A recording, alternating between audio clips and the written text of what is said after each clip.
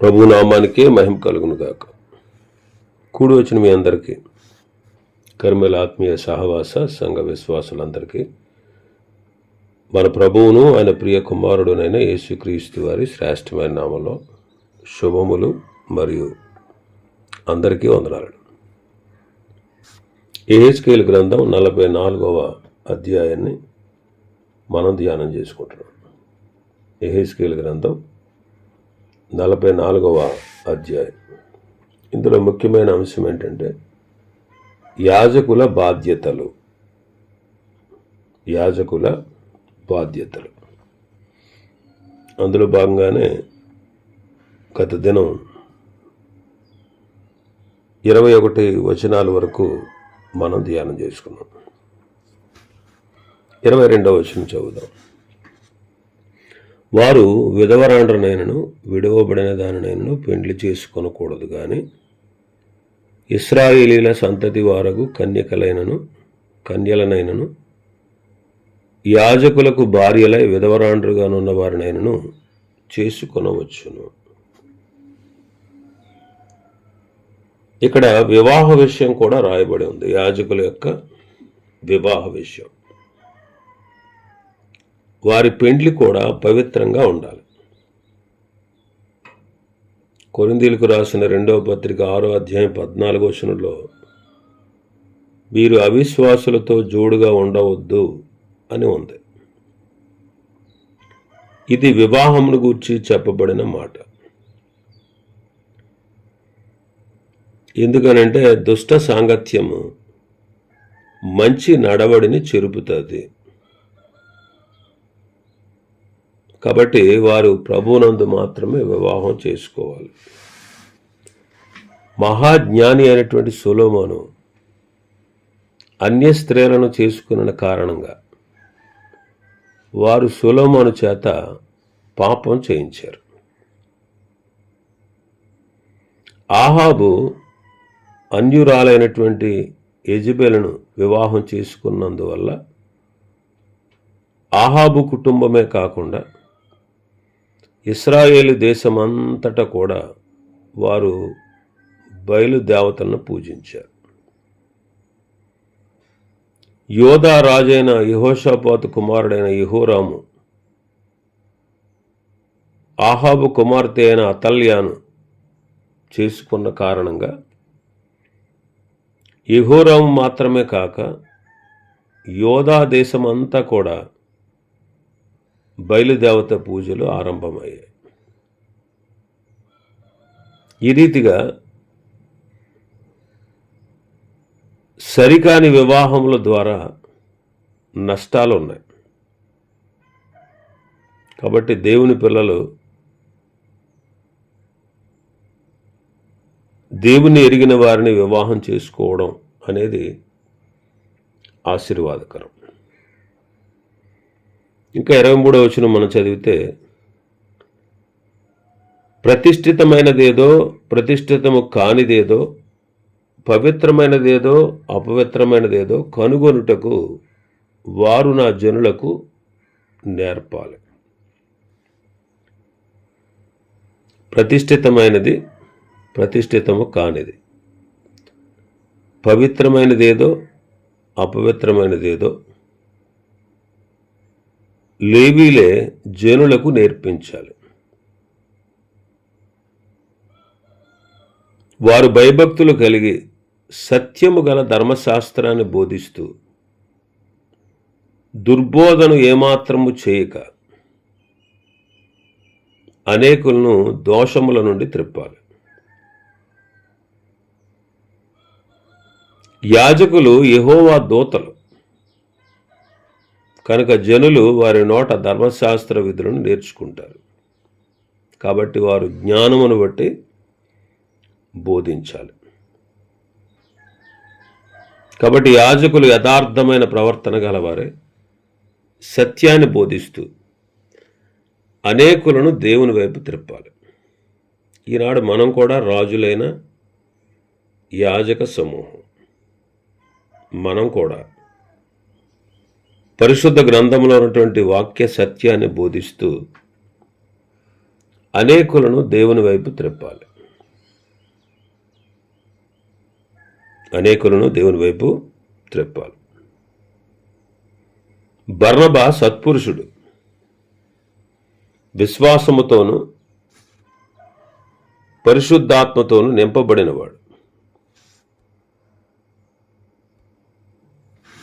బహుజనులు అతని ద్వారా ప్రభు పక్షమున చేరారు. ఈనాడు మనం కూడా యోగ్యమైన ప్రవర్తన కలిగి అనేకులను ప్రభు వైపు త్రిప్పాలి. సువార్త ప్రకటించుచు అనేకులను ప్రభు వైపు త్రిప్పాలి. ప్రయోజనకరమైనది ఏది దాచుకోకుండా బహిరంగంగాను ఇంటింటాను మీకు తెలియజేయచ్చు, బోధిస్తూ దేవుని ఎదుట మీరు మారు మనసు పొంది ప్రభువైన యేసుక్రీస్తునందు విశ్వాసం ఉంచవలనని యూదులకు గ్రీసు దేశస్థులకు కూడా పౌలు గారు సాక్ష్యం ఇస్తూ వచ్చాడు.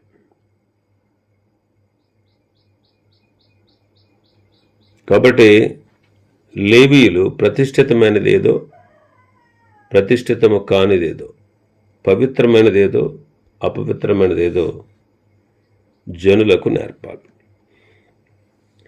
ఇంకా 24వ వచనంలో చూస్తే, జనులు వ్యాజ్యమాడినప్పుడు నా విధులను బట్టి వారికి తీర్పు తీర్చుటకై వారు తీర్పరులుగా నియమింపబడతారు. నేను నియమించిన విధులను బట్టి, కట్టడను బట్టి నా నియామక కాలమును జరుపుదురు, నా విశ్రాంతి దినములను ఆచరించుదురు. దేవుని యొక్క విధులను బట్టి జనులకు వ్యాజ్యం వచ్చినప్పుడు, దెబ్బలాటలు వచ్చినప్పుడు వారు దేవుని యొక్క విధులను బట్టి తీర్పు తీర్చాలి. ఆ తీర్పు చొప్పున జనులు కూడా నడవాలి. అలాగే నేడు సంఘములో మనం తీర్పు తీర్చాలి. వెలుపటి వారికి తీర్పు తీర్చడానికి మనం సరిపోం. వెలుపటి వారికి దేవుడే తీర్పు తీరుస్తాడు. కానీ సంఘము లోపల వారికి మనము తీర్పు తీర్చాలి అని పౌలు చెప్తున్నాడు. మరి ఎలాగా? వెలుచూపును బట్టి కాకుండా న్యాయాన్ని బట్టి మనం తీర్పు తీర్చాలి. వెలుచూపు అంటే బాహ్య సంబంధమైన ఆధిక్యతలను బట్టి కాదు. ధనికుడు, పేదవాడు, గొప్పవాడు, భేదవాడు, ఇలాంటి తారతమ్య భేదాలతో కాకుండా దేవుని యొక్క న్యాయ విధిని బట్టి వారు తీర్పు తీర్చాలి. వాక్యానుసారంగా ఉండాలి మన తీర్పు. మన తీర్పు వాక్యానుసారంగా ఉండాలి. ఇంక 24వ వచనం మనం చదివితే,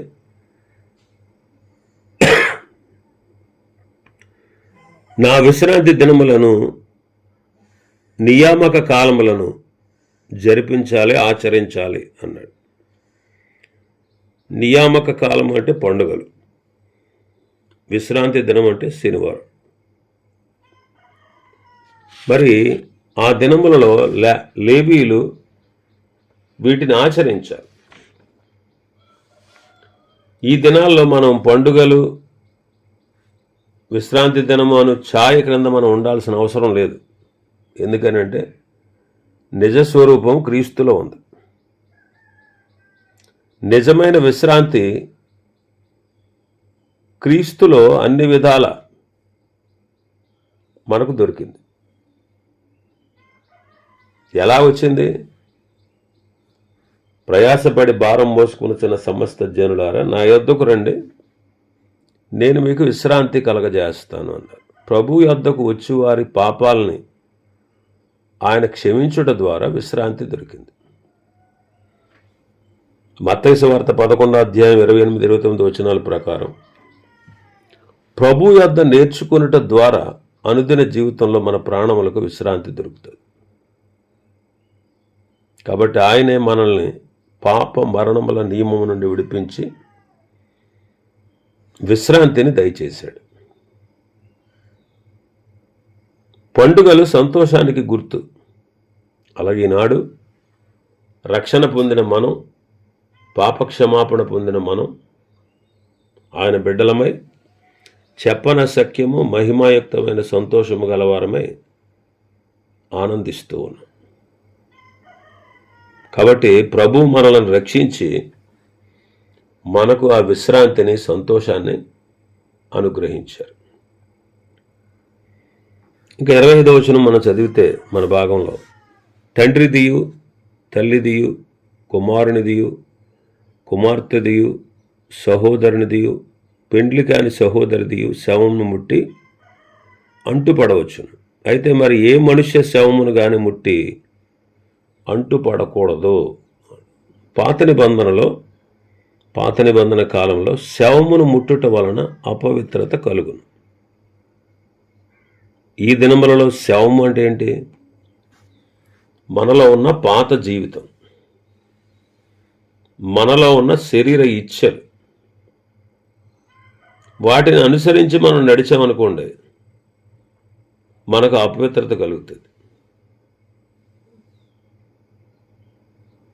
కాబట్టి ప్రభువైన యేసుక్రీస్తును మనం ధరించుకొని శరీర ఇచ్ఛలు నెరవేర్చుకోవడానికి శరీర రీతిగా మనం ఆలోచన చేయకూడదు.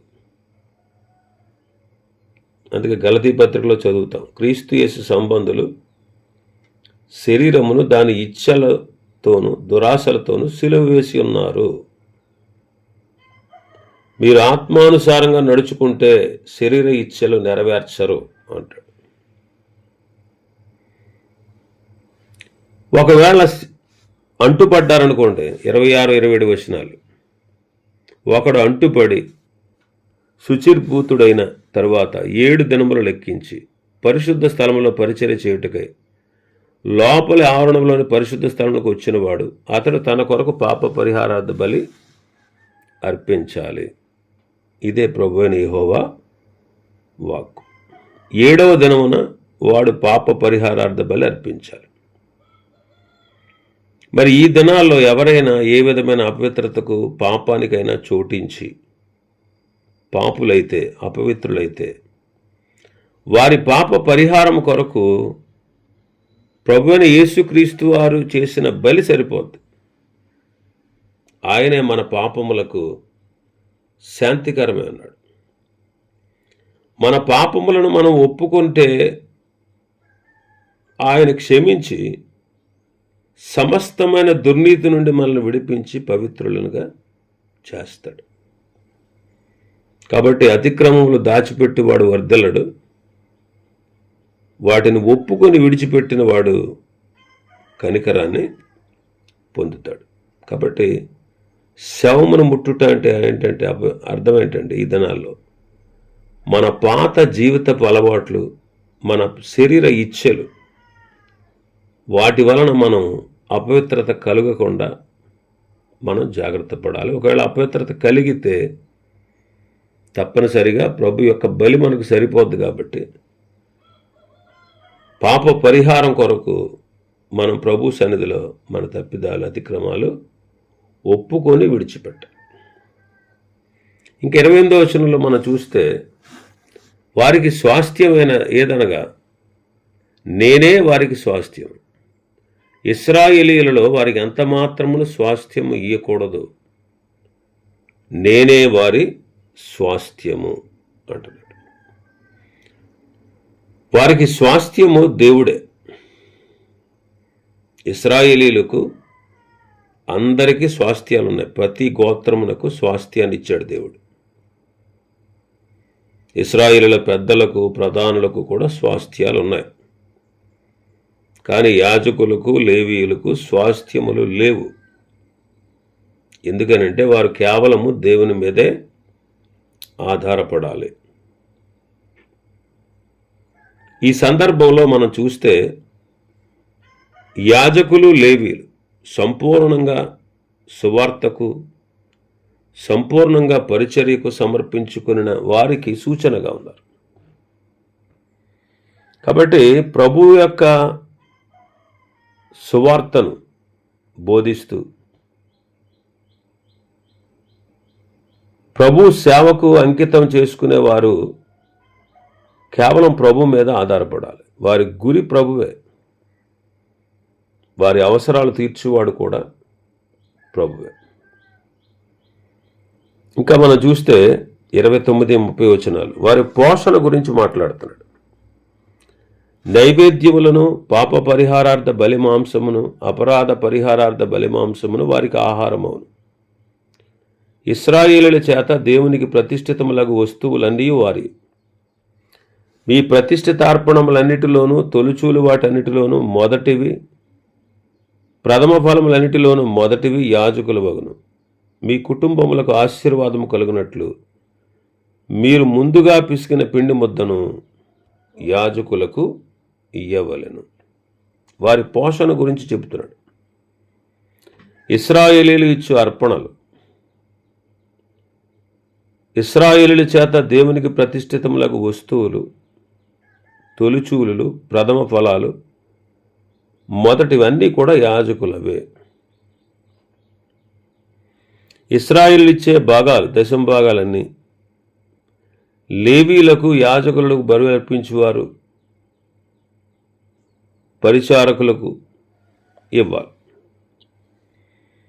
పౌలు యాజకులను, లేవీలను కలిపి సువార్తికులుగా చూపుతున్నాడు. అందుకే ఆలయ కృత్యములు జరిగించువాడు ఆలయం వలన జీవనము చేయుచున్నాడు.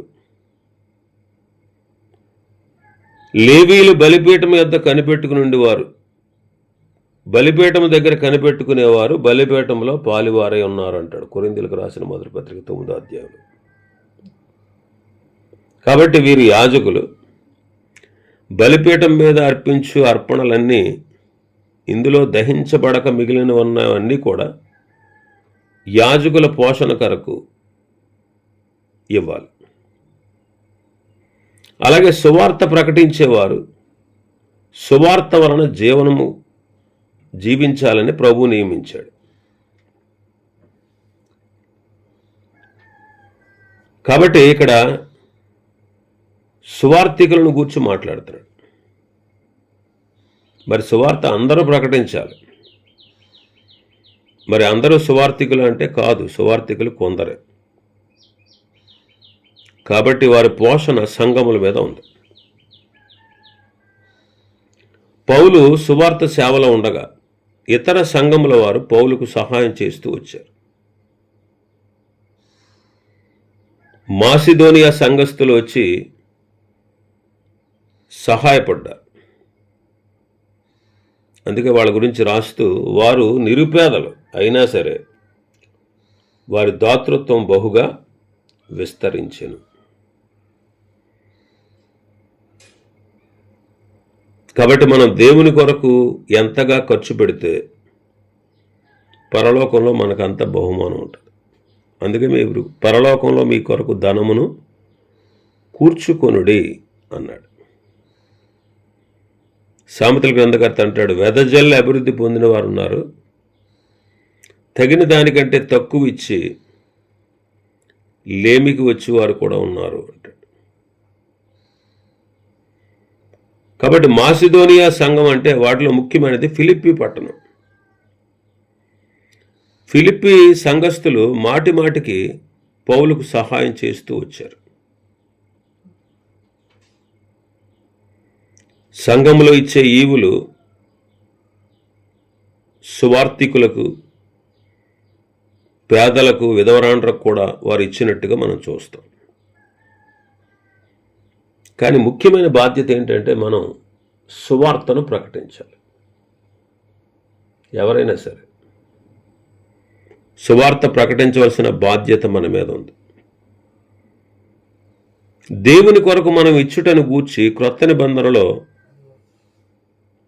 3 విషయాలు మనకు కనబడదు. ఆది సంఘస్థుల యొక్క మాదిరి. వారు ఏం చేశారు? తమ చర స్థిరాస్తులను అమ్మి తీసుకుని ఇచ్చారు. రెండవది మాసిదోనియా సంఘస్థుల మాదిరి. వారు తమ సామర్థ్యం కంటే ఎక్కువగా తమంతట తామే ఇచ్చారు. 3 ప్రభు చూపిన మాదిరి. ఆయన ధనవంతుడై ఉండి మనము ధనవంతులు కావాలని మన కొరకు ఆయన దరిద్రుడయ్యాడు. కాబట్టి మనకు మన కుటుంబాలకు ఆశీర్వాదం కలుగునట్లుగా మనం ప్రభువుకి ఇవ్వాలి. అందుకే చూడండి 30వ వచనంలో, మీ కుటుంబములకు ఆశీర్వాదము కలుగునట్లు మీరు ముందుగా పిసికిన పిండి ముద్దను యాజకులకు ఇవ్వాలి.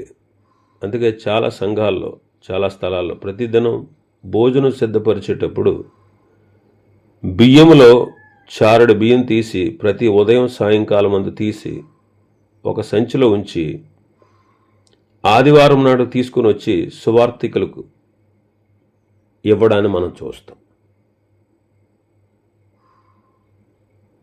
ఇది మంచి పద్ధతి. ఇంకా ఆఖరి వచనంలో మనం చూస్తే, పక్షులలోను పశువులలోను తనకు తాను చచ్చిన దాన్ని కానీ చేల్చబడిన దాన్ని కానీ యాజకులు భుజింపకూడదు. ఇక్కడ మనం నేర్చుకోవాల్సిన విషయం ఏంటంటే, కీడుగా కనబడే ప్రతి దానికి దేవుని పిల్లలు దూరంగా ఉండాలి.